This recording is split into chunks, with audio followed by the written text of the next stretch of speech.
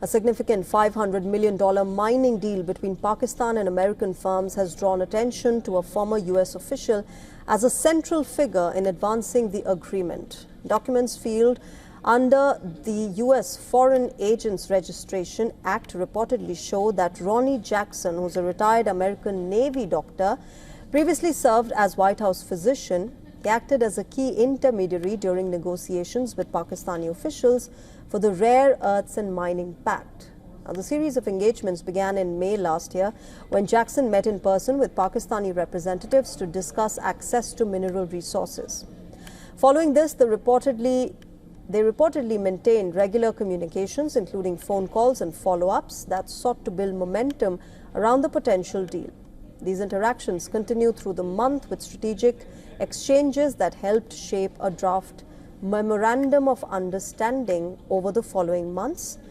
The proposed agreement remained under consideration, ultimately culminating in a formal mining contract in September between US Strategic Metals and Pakistan's Frontier Works organization. But the involvement of Jackson represents a notable shift from his earlier public positions. In recent years, he had been associated with efforts to legislate changes in Pakistan's status as an American ally, reflecting contentious debate over bilateral ties.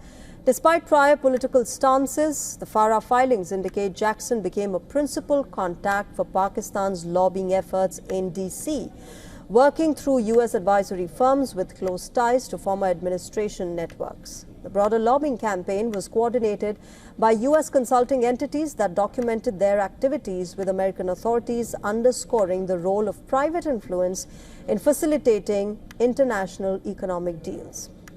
The emergence of a former White House doctor at the center of the major mining agreement highlights how personal networks and strategic diplomacy can intersect with commercial objectives in complex global negotiations.